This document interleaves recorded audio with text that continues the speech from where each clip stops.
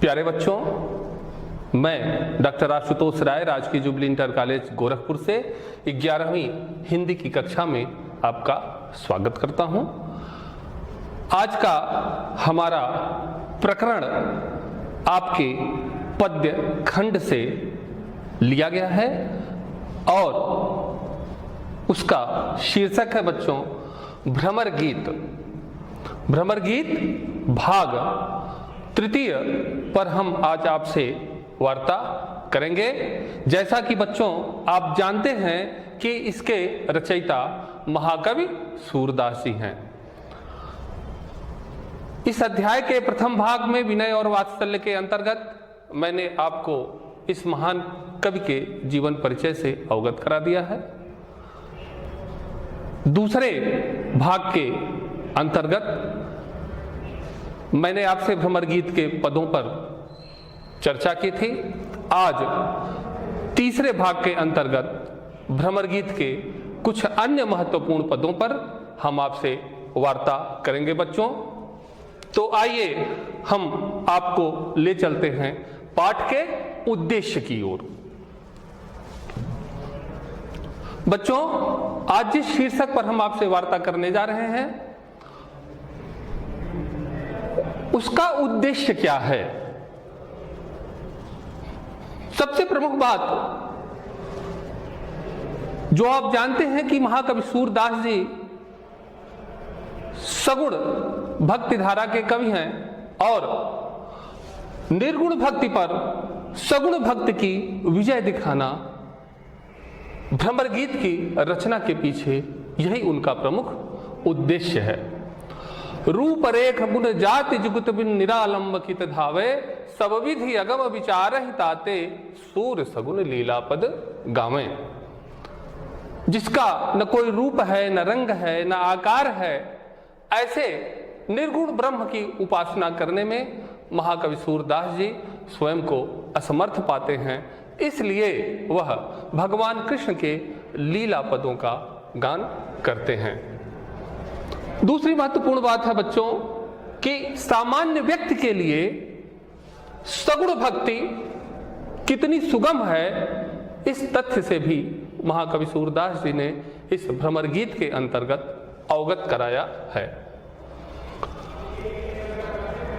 आप गोपियों की विरह व्यथा को समझ सकेंगे। महाकवि सूर के काव्य के अध्ययन से आपके अंदर कल्पना शक्ति का विकास होगा और बच्चों आप संबंधित पदों के काव्य सौंदर्य को भी समझ सकेंगे।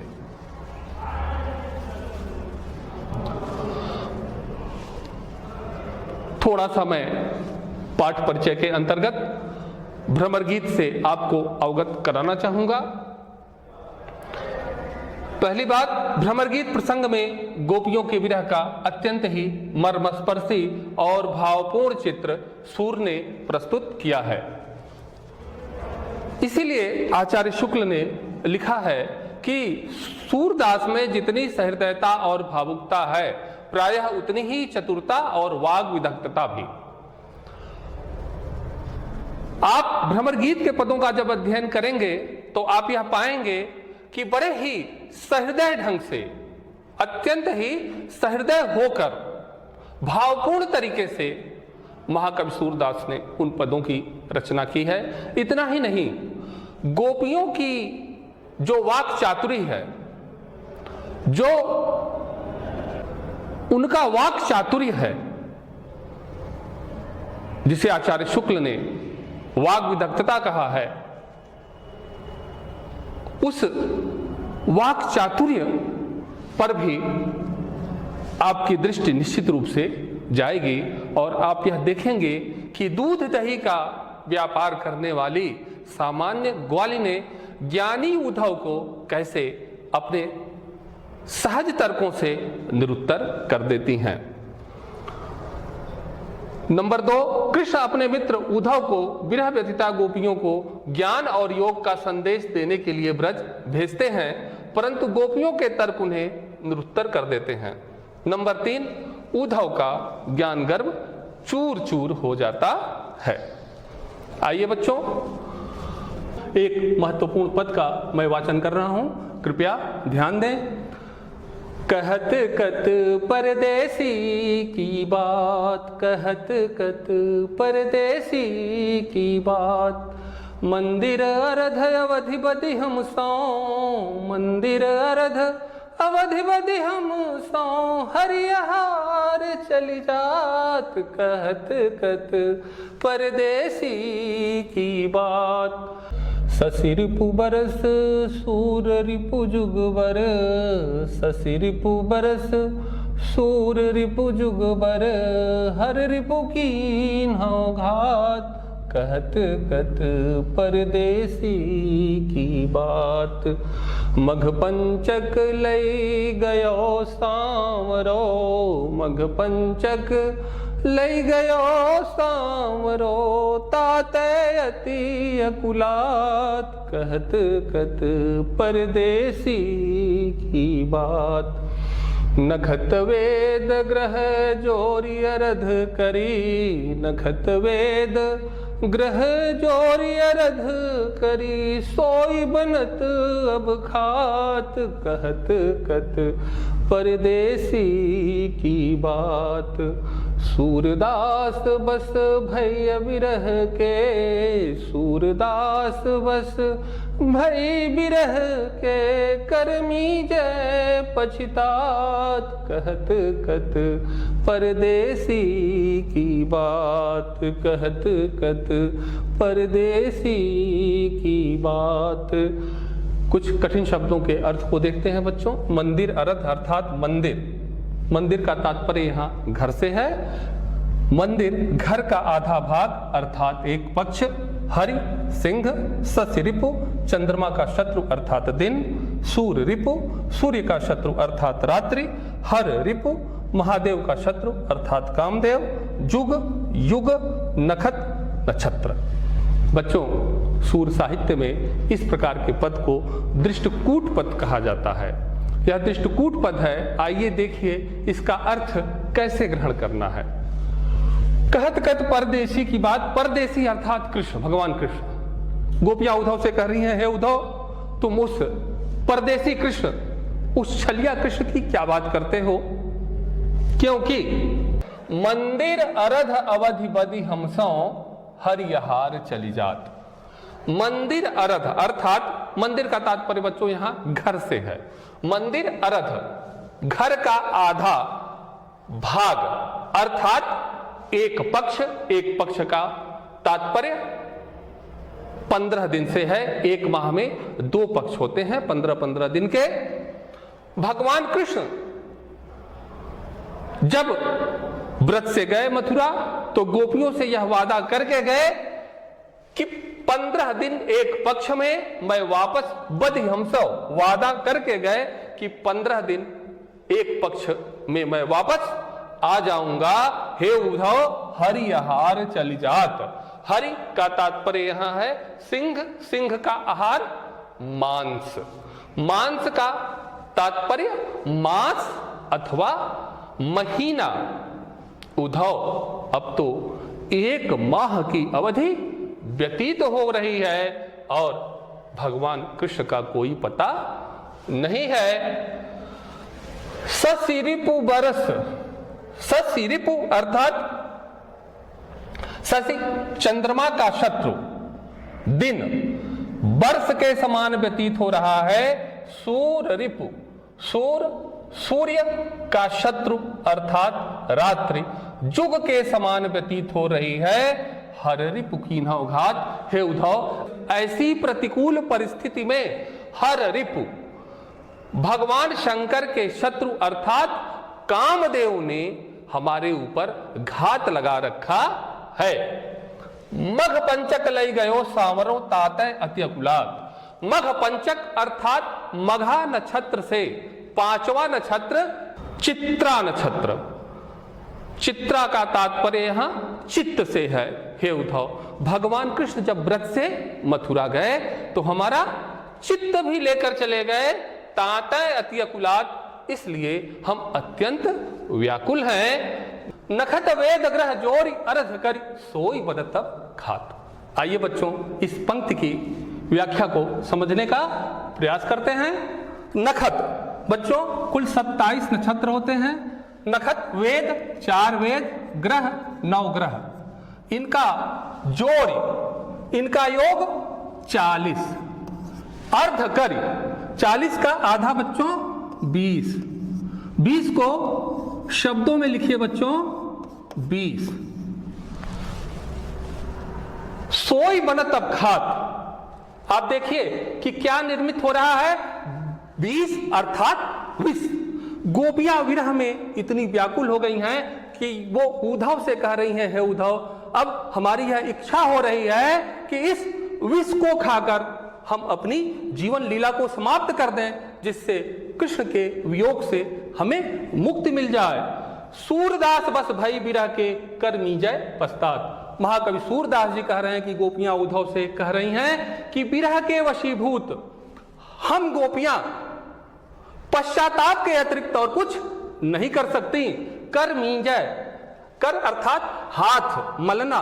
हाथ मलना एक प्रकार का मुहावरा होता है बच्चों, जिसका अर्थ होता है पश्चाताप करना। आइए बच्चों, इस पद के काव्य सौंदर्य से मैं आपको अवगत कराता हूं। काव्य सौंदर्य नंबर 1, इस पद में सूर ने दृष्टिकूट शैली के माध्यम से गोपियों के विरह की अद्भुत व्यंजना की है। यह पद गोपियों के वाक् चातुर्य का प्रमाण है। भाषा ब्रज भाषा, अलंकार श्लेष और अनुप्रास, रस वियोग श्रृंगार रस, शब्द शक्ति, लक्षण और व्यंजना, गुण प्रसाद, छंद, गेय, पद। आइए बच्चों, एक अन्य महत्वपूर्ण पद का मैं वाचन कर रहा हूं, ध्यान दें। निस दिन बरसत नैन हमारे, निस दिन बरसत नैन हमारे, सदा रहती वर्षा ऋतु हम पर, सदा रहती वर्षा ऋतु हम पर, जब तय श्याम सिधारे, निस दिन बरसत नैन हमारे, दृग अंजन न रहत निशिबासर, दृग अंजन न रहत निशिबासर, कर कपोल भयकारे, निस दिन बरसत नैन हमारे, कंचु की पट सूखत नहीं कब हूँ, कंचु की पट सूखत नहीं कब हूँ, उर बिच बहत पनारे, निस दिन बरसत नैन हमारे, आंसू सलिल सब भई काया, आंसू सलिल सब भई काया, पलन जात रिसटारे, निस दिन बरसत नैन हमारे, सूरदास प्रभु यह परे खो, सूरदास प्रभु यह परे खो, गोकुल कान्ह बिसारे, निस दिन बरसत नैन हमारे, निस दिन बरसत नैन हमारे। इन कठिन शब्दों के अर्थ को देखिए बच्चों।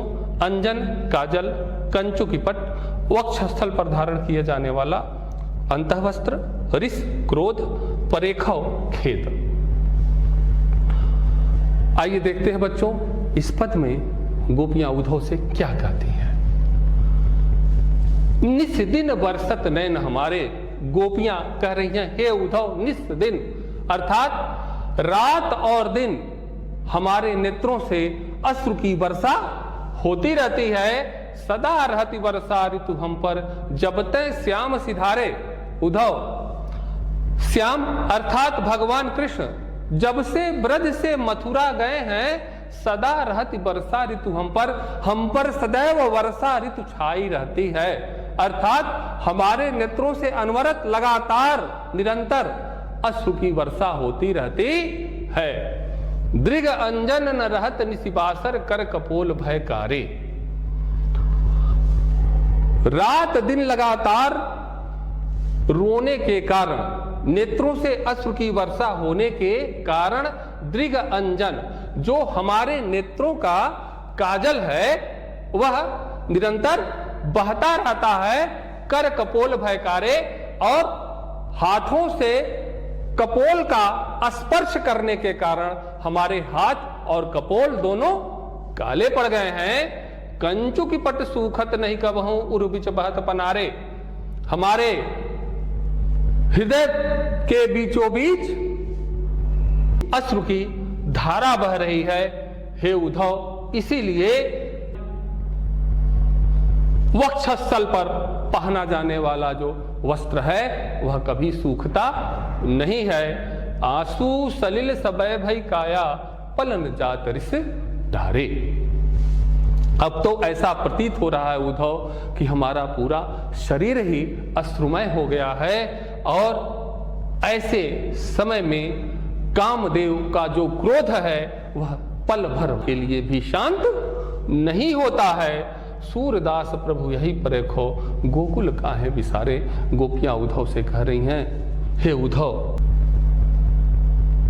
प्रभु यही परेखो, अर्थात हमें मात्र इसी बात का दुख है, गोकुल काहे विसारे। भगवान कृष्ण ने गोकुल और गोकुल वासियों को क्यों बिसरा दिया, क्यों भुला दिया। आइए बच्चों, इस पद के काव्य सौंदर्य से आपको अवगत कराता हूं।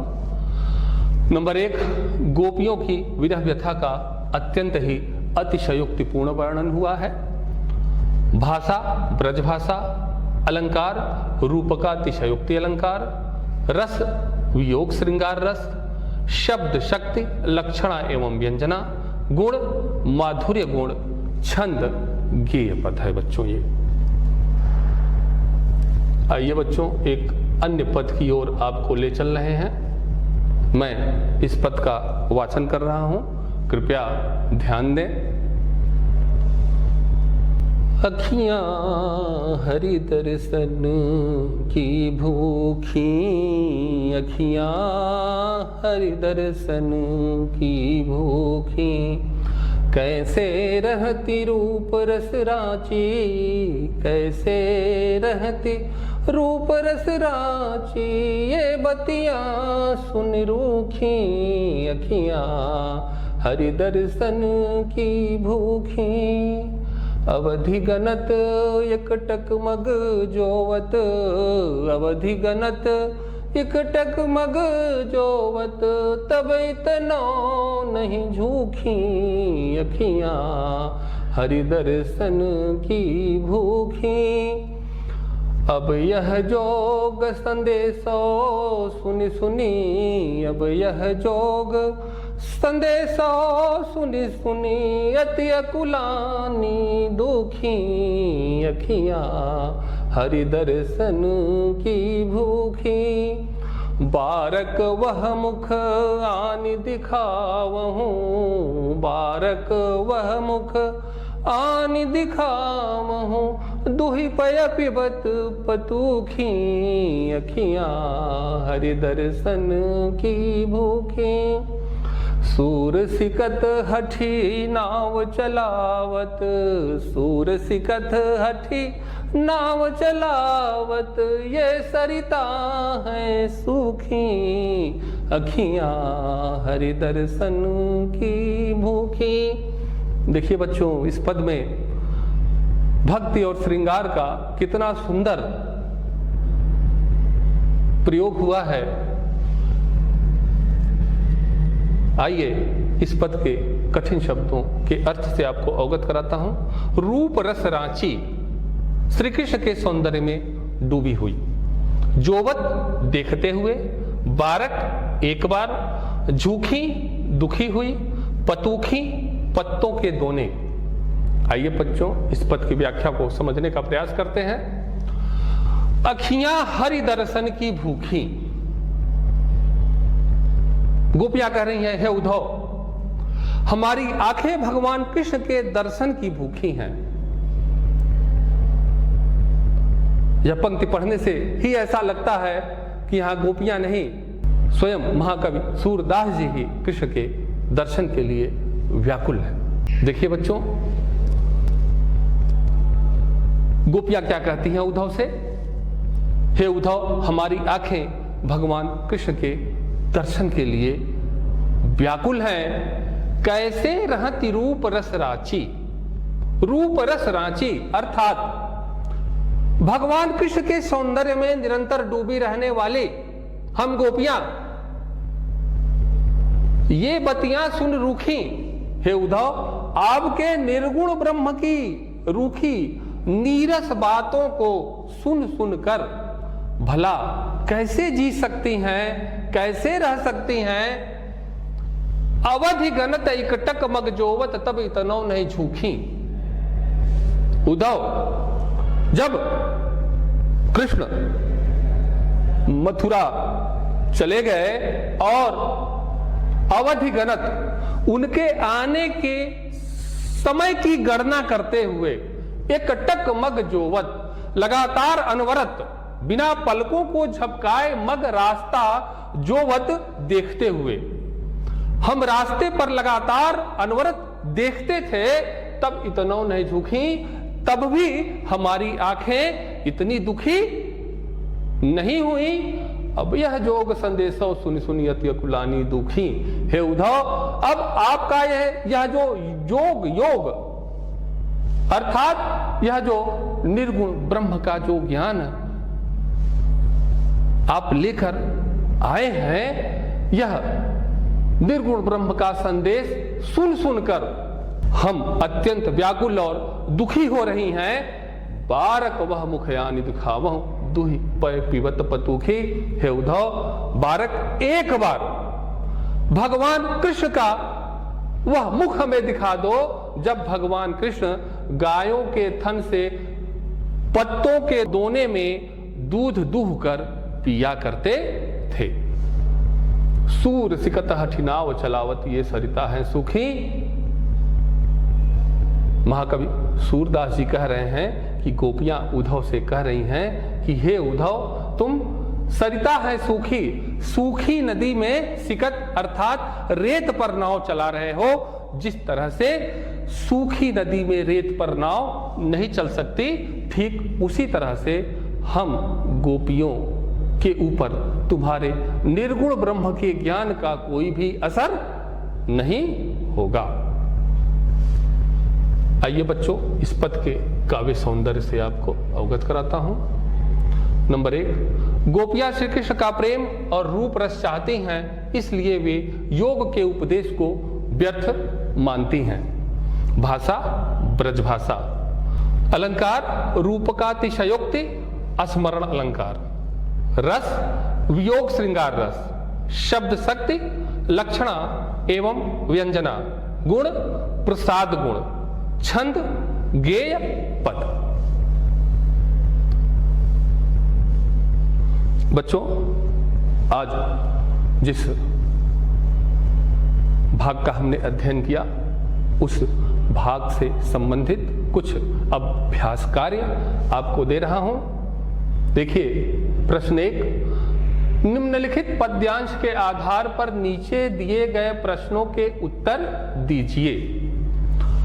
कहत कत परदेसी की बात, मंदिर अरध अवधि बदि हमसों हरियहार चली जात।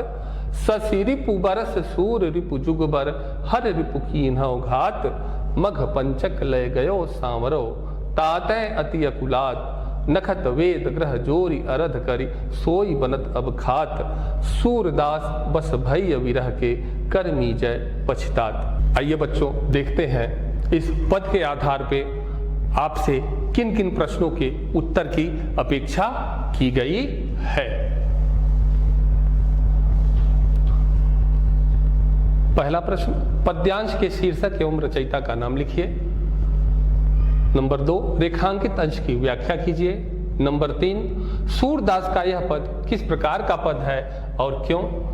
नंबर 4, ससी रिपु बरस सूर रिपु जुगबर में कौन सा अलंकार है। नंबर 5, अंतिम पंक्ति में किस मुहावरे का प्रयोग किया गया है। बच्चों, आज जिस पाठ का हमने अध्ययन किया, उसके बारे में थोड़ा सा आपको अवगत करा देना चाहूँगा। प्रथम पद, कहत कहत परदेसी की बात, जिसमें गोपियाँ विष खाकर अपने जीवन लीला को समाप्त करके कृष्ण के वियोग से मुक्ति पाना चाहती हैं। दूसरा पद, निशिदिन बरसत नयन हमारे। बच्चों, आप देखते हैं कि इस पद में गोपियां कृष्ण के वियोग में रात दिन रोती रहती हैं। ऐसा लगता है कि उनके ऊपर वर्षा ऋतु छाई हुई है। इस पद में आपने देखा कि किस प्रकार से भावपूर्ण और अतिशयोक्तिपूर्ण ढंग से सूर ने गोपियों के विरह की व्यंजना की है। और तीसरा पद, अखियां हरि दर्शन की भूखी।